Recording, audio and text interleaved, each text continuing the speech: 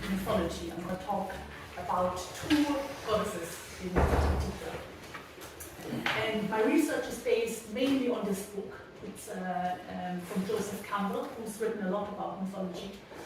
And it's the Goddesses, Mysteries of the Feminine Divine. But I also consulted, for those who are interested in these things, Symbols, which is the Penguin Dictionary, and then there is the Myth of the Goddess, which is quite a good to look into a little bit more. So, Joseph Campbell suggests that there are three main themes when we look at the feminine mythology and its representations. And he says it's initiation, transformation of life and death, and energy consciousness that enlivens all life. So we can say that the feminine principle is energy and life, life with a capital L. And it's about transformation. And really this is what we heard in Pascal's talk, and Julia was referring to this as well. I just say one or two more sentences. We spoke already about mythology, but just to say a little bit about what is myth, what is a symbol. And mythology, we say, is considered the true word. Okay, it talks about true and timeless principles, universal models. And Plato and Jung, for example, talk about what is described there as archetypes in humanity's progression towards the archetypes. Okay. So, and the myth is, and particularly because the second goddess I'm going to talk about is Hera, who's the inspiration of heroes. Is heroic myths, which all talk about the challenge of what it is to be human and how to act well, to do good deeds, yeah, which is to act with wisdom or to act with intelligence. And this is what heroic myths talk to us about, you know, challenges that come to us and what is the best way we can face it. So, and humanity has always been inspired by archetypes, which are represented in mythology. And these are ideals, like Plato would say, that we want to walk towards. So walking towards the idea of courage, strength, kindness, love, and to express them. So how can we understand archetypes? Joseph Campbell says it's through symbols, really. It's through symbols that we can understand a myth, because he suggests that everything we encounter in a myth is symbolical and can teach us a little bit more about ourselves. He says that it's an encounter that teaches and illuminates a part about ourselves, a universal experience that we can relate to and identify with.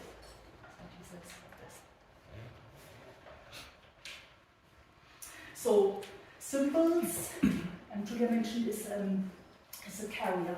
Okay, it contains something, and it's natural for us to symbolize things. We encounter this all day, every day. In logos, there's colors symbolize things, flags, and so on. Animals, but also gestures. You know? So when we greet each other or a hug, for example, is a symbol of literally bringing hearts together. So a symbol is very natural to the human being to symbolize.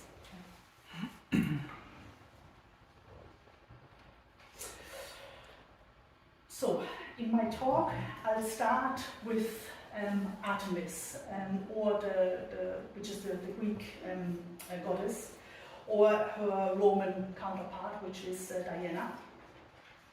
And I'm going to approach it a little bit from the philosophical perspective of how can we apply some of what she symbolizes, what she represents in our day-to-day life. Okay? How can we find inspiration from her? And she is the huntress goddess, so she's the goddess of the hunters, and represented with bow and arrow. And she's also represented by her animals, the deer and the bear. just show some images here. And she is the twin of Apollo. Apollo is the god of the hunters. It's associated with the sun. And she is one of the moon goddesses. She was first born and she helped the birth of Apollo.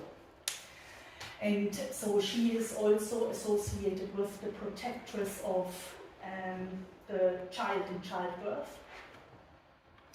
And cycles is an important facet of her because she's the protectress also of cycles.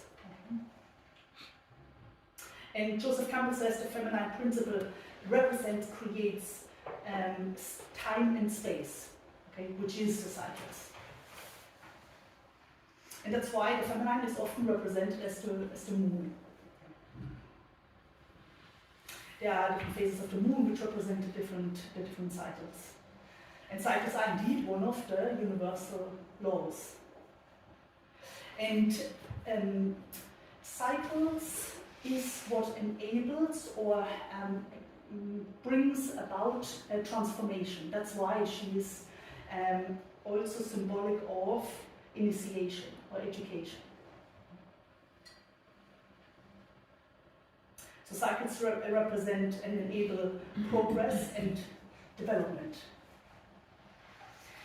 So one of her kind of celebrations are called the Brauron initiation. This is from girls.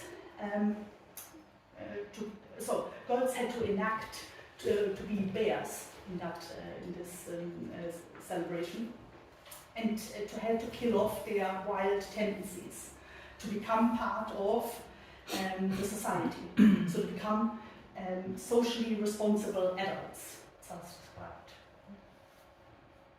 They had to tame symbolically their wild, more instinctive nature to become part of a collective, part of human society.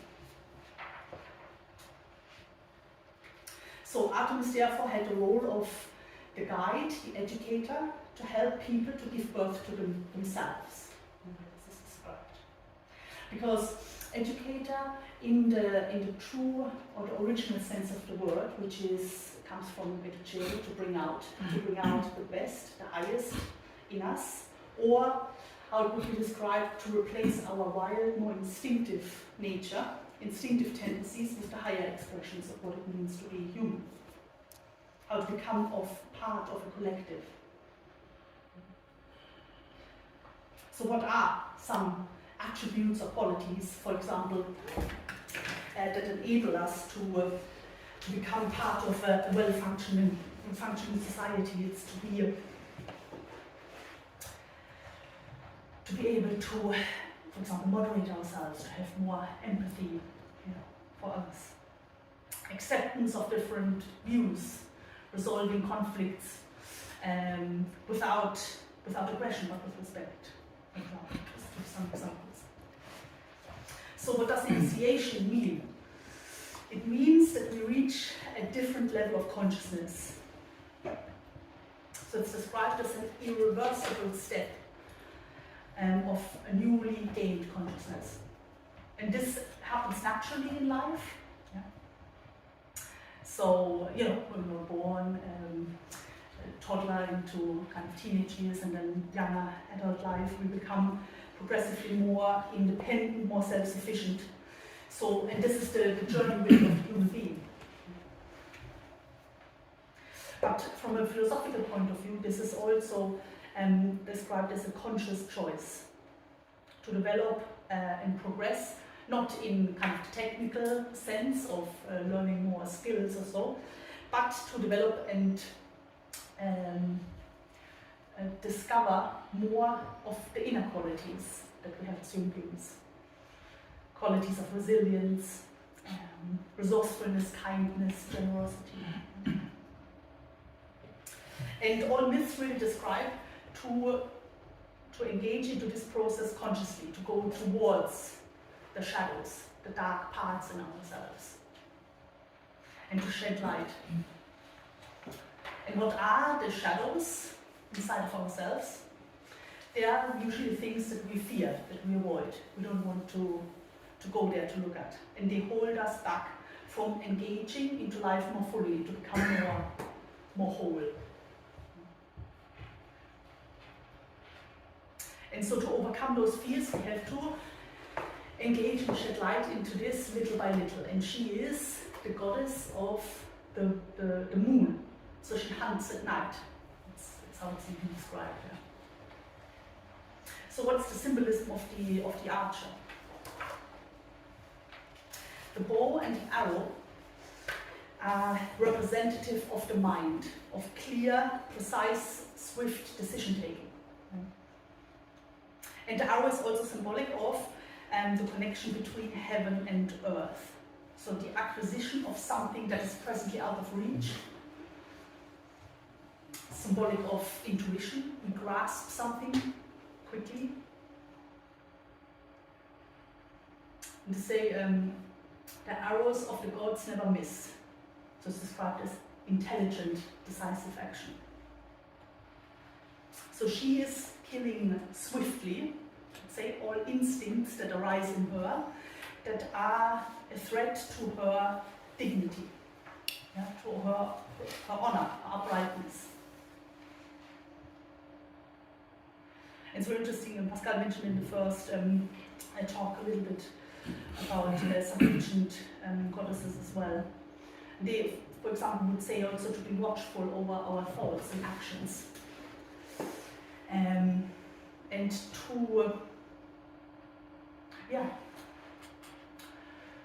to moderate anything that is a threat to expressing something higher in us. So if we see an instinct arising, and we can observe this many times during the day, yeah, like getting angry, impatient, anxious, and so on. To see how, before this instinct arises in us, to use the power of the mind to stop it in its tracks, let's say. To pin them in place rather than let them run away with themselves, because that's what what happens very easily with us. Instinctive tendencies can easily go into excess.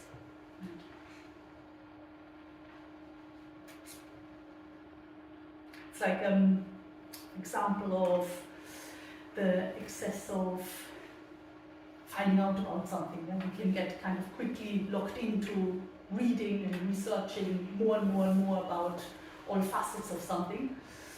But what does all the information give us if it's not reflected and acted on? Yeah, it remains kind of, I don't know, mental decorations, interesting, but not really per se useful. Because we only truly understand and gain a deeper understanding of something if we are putting it into practice, if we test out some of that we've investigated. And myths in the ancient times have always been transmitted orally. And it was able to be done because they meant something to the collectivity. They were acted on or practiced, and therefore the timeless values could be transmitted.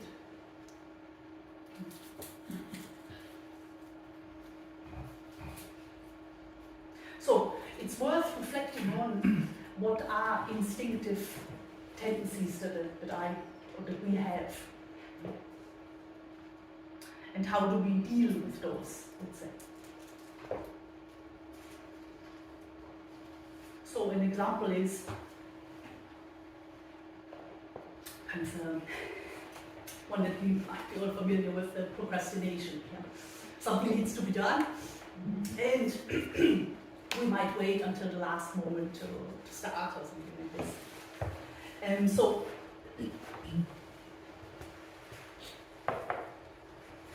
if this instinct of postponing, procrastination, and so on arises in us,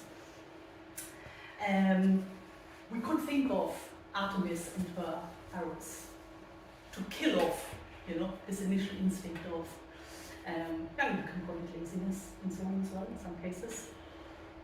And to take a decisive action, because that's what the arrow represents, right, in a way as well. Which could be, in this case, where to just even physically get up and start with whatever needs to be done.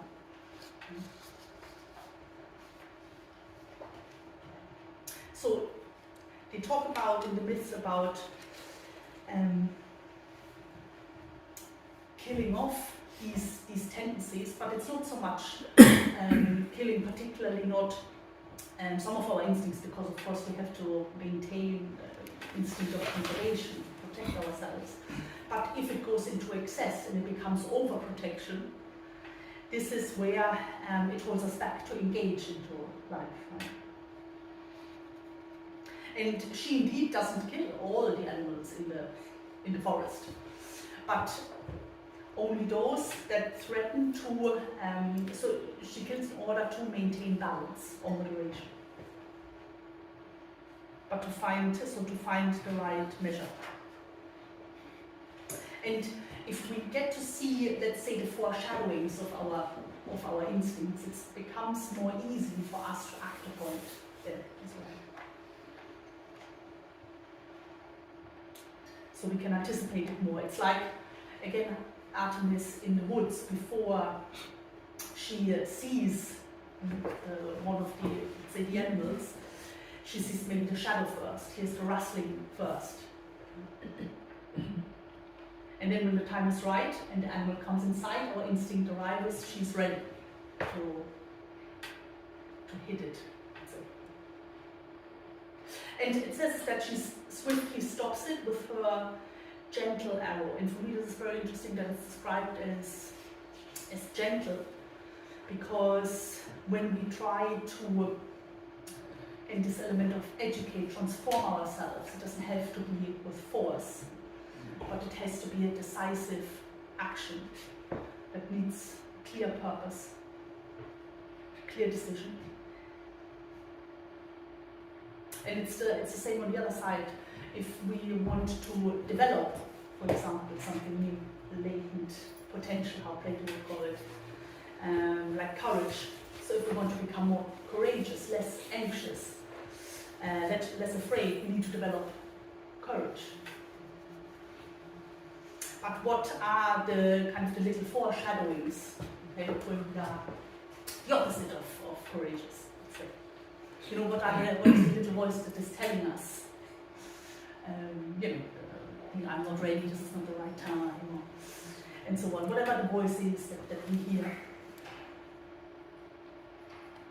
So we see this foreshadowing of our instinct, and once we observe it, it's to, again, to become clear and decisive in our actions to stop this from taking hold.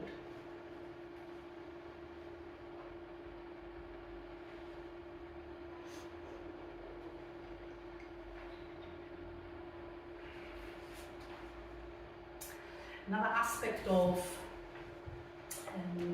Artemis is she's one of the virgin goddesses. And this means in the ancient traditions latent, unrevealed. But it's specifically interesting for her because she is the daughter of Leto and Zeus. And Leto is the goddess of modesty and humility. And Zeus is the god of, represents the law and power.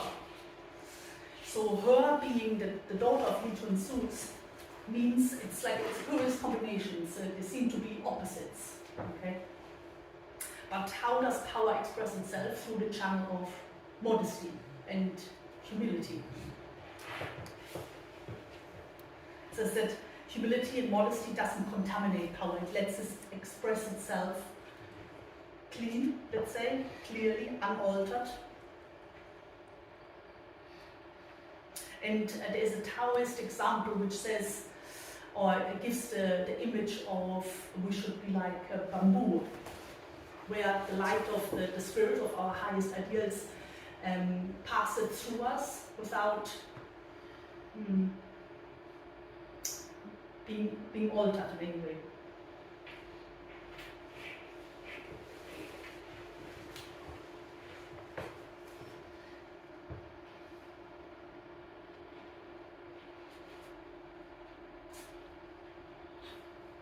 Because if the bamboo is full of, let's say, dust, the shadow, we only cast shadow, we can't express it clearly.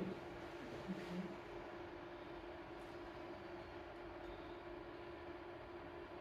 So modesty of character is when somebody manages to be so clean and pure that the laws of the universe pass through without being altered. And what alters is the baggage that comes with our desires.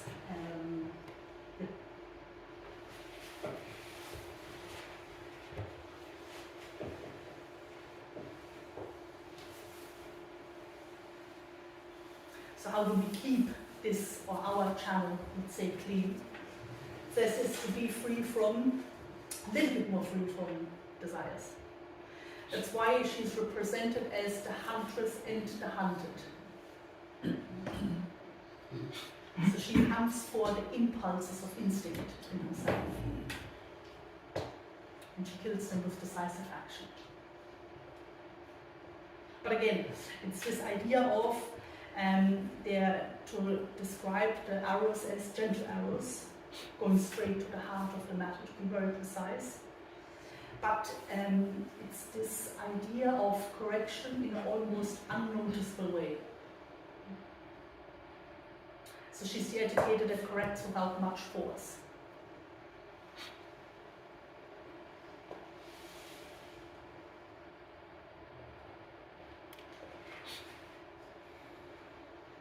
And in some myths she's described that she roams the forest without being seen, without being noticed. And that her footsteps are so light, they leave no trace, but what she leaves behind is order. So she takes away everything that brings chaos, or that's not in the rightful place.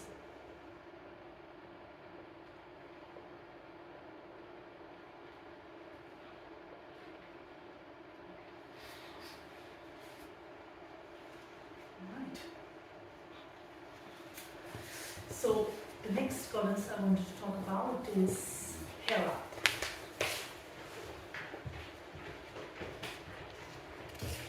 And Hera is described as the queen of Mount Olympus, or the goddess of pacts, bonds, union. She's represented by the knot as well, oftentimes by what binds together.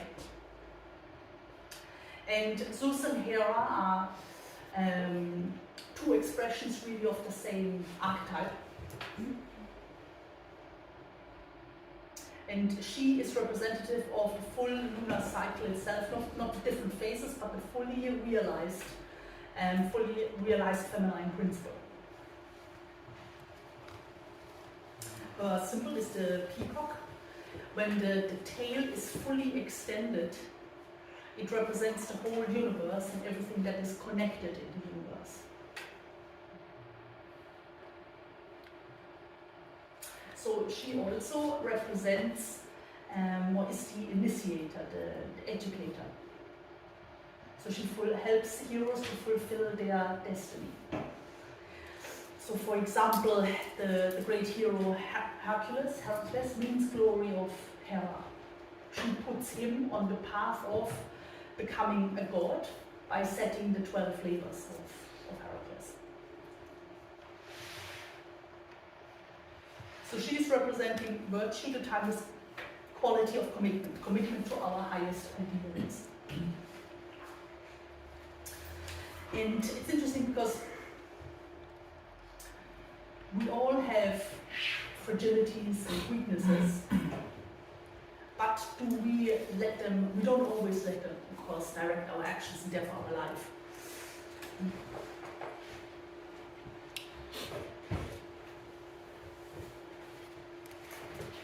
Because if we're clear on what ideals we're committed to, we become less influenced by what is around us.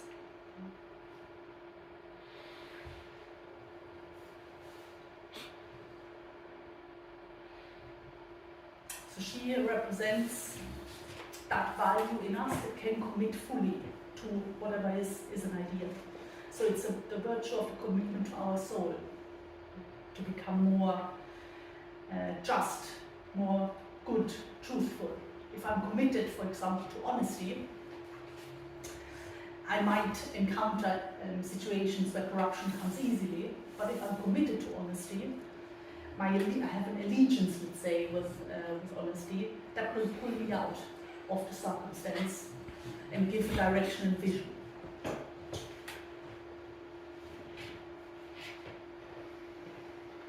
So it's like we can imagine a step and a rope that pulls us up to the next step. Okay?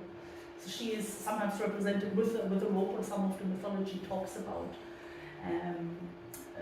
ropes and things being tied together.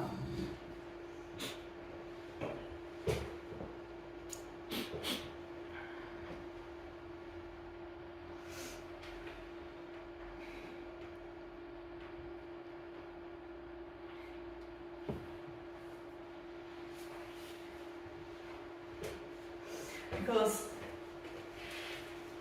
if we don't commit to ourselves to values or principles, we become, or can easily become, products of our environment.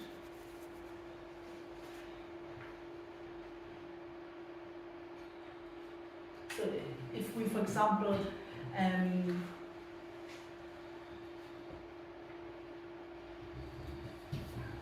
there's no values that we clearly uphold, we might succumb easily to the pressures around us, or the lack thereof. Because we might ask ourselves, if everybody is around us dishonest and selfish, why would I not be also selfish? Okay? But what gets us out of this is our commitment, our pact to our higher self. So I don't obey what everybody else is doing, I obey what my conscience, my higher ideals tell me. So she's the lady of the pact.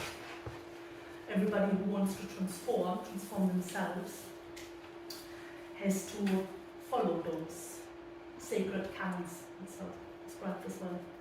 So this is how she builds heroes. So she's the lady of commitment, the one that shows us and gives us the value of commitment to our ideals. So it's she represents the bond to these higher ideals and how we can express them in our actions.